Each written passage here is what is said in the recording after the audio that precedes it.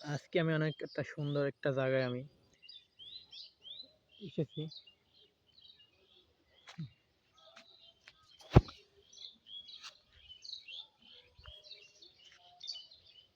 এই জায়গাটায় সচরাচর এমনি আসা হয় না।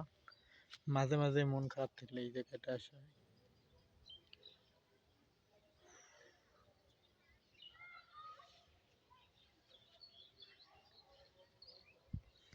বিকেলবেলার পরিবেশটা অনেক সুন্দর,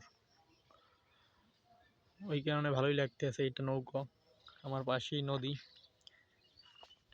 এক সময় হয়তো এই জায়গাটায় প্রতিদিন অনেক আসা হতো, কিন্তু এখন আর সময়ের অভাবে এখন আর তেমন আসা হয় না। মন খারাপ থাকলে এখন প্রায় এই 1 বছর পরে আজকে আসা হয়েছে, তাছাড়া তেমন আসা হয় না। ওই তো পাশে অবদা, এই অবদা দিয়ে আমি আসি।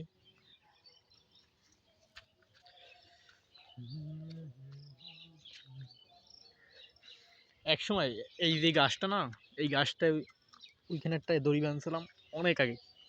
ওই যে এই ডালটায় সম্ভবত, এই ডালটা একটা দড়ি বাঁধার পর আমরা আগে এই নদীতে এই জায়গা দিয়া লাফ দিয়া ওই মাঝখানে যাইতাম, তারপরে স্নান করতাম, স্নান করে তারপর বাসা দিতাম আমি, রুদ্র, ওই তো ছোটবেলার কয়েকজন বন্ধু বান্ধব। কিন্তু এখন আর আসা হয় না, একলা একলা। ওই আসলেও বিকেলে ঘর দিয়ে বের হলেও বান্ডারে যাওয়া হয়, বাজারে যাওয়া হয়, কিন্তু এই জায়গাটা আসা হয় না তেমন। জায়গাটা আগের থেকে অনেক পরিবর্তন হয়ে গেছে, সময় সব কিছুই পরিবর্তন করে দেয়।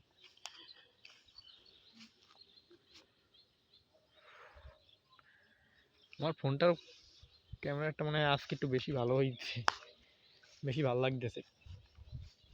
ক্যামেরা তেমন, পরিবেশ তেমন, আকাশের ওই মেঘ সুন্দরই লাগতে আছে, অনেক সুন্দর, ভালোই লাগতে আছে।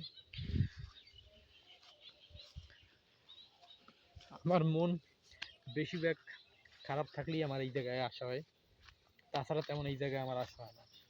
মন ভালো থাকলে ভান্ডারে টান্ডারে যাওয়া হয়, তাছাড়া এই জায়গায় তেমন পাড়া দেওয়া হয় না।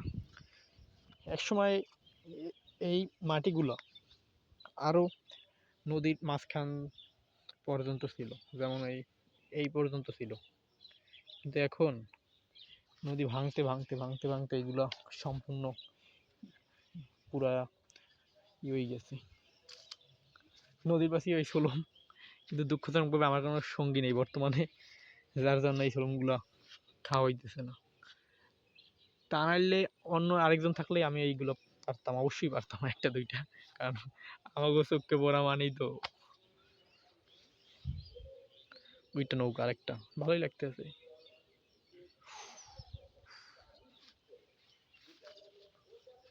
এই খালে অনেক সুর আছে, অনেক সুর।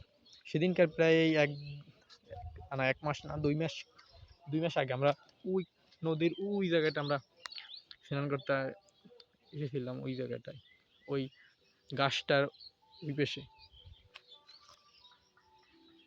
এখন আর আসা হয় না। কতই এই জায়গায় কতই স্মৃতি আছে আমার রুদ্র সৈকতের, ওরাও নাই। আমি এখন এদিকে আর আমারও আসা হয় না।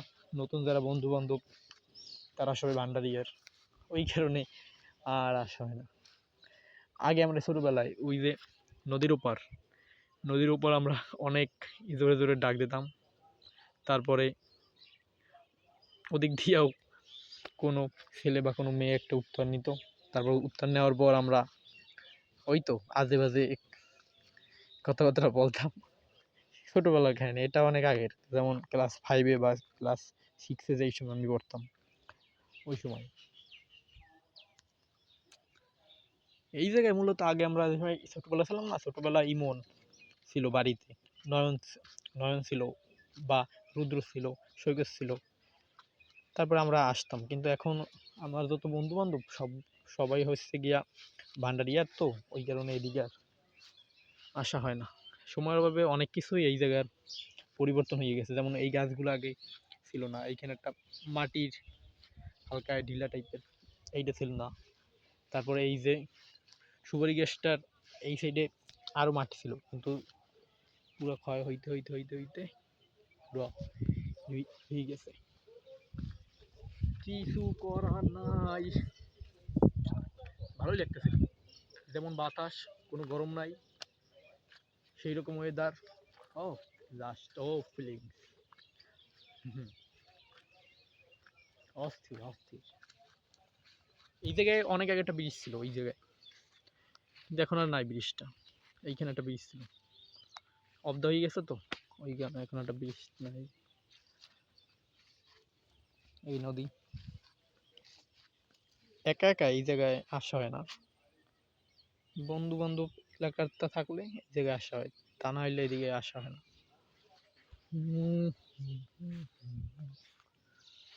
ওই সূর্য ডুবে গেছে, কতক্ষণ আগে সূর্য ছিল, এখন ডুবে গেছে। ওই তো আকাশে মেঘ, ক্লাউডি।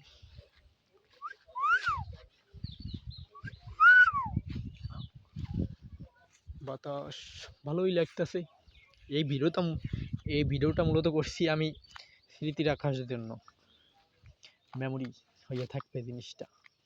এই কারণে যে অনেক আগে একটা এই জায়গাটা, হয়তো আরো 1 থেকে 2 বছর পর এই জায়গাটা আরো হবে চেঞ্জ। ওই ডেট, আজকে ডেট হয়েছে গিয়া কত, সম্ভবত 27 জুন 2026।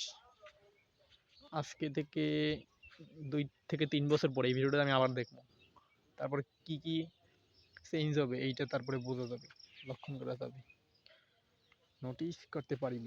যেমন এই বর্তমানে সুপারি গাছটা এইখান বরাবর আছে এতটুক, আজকে থেকে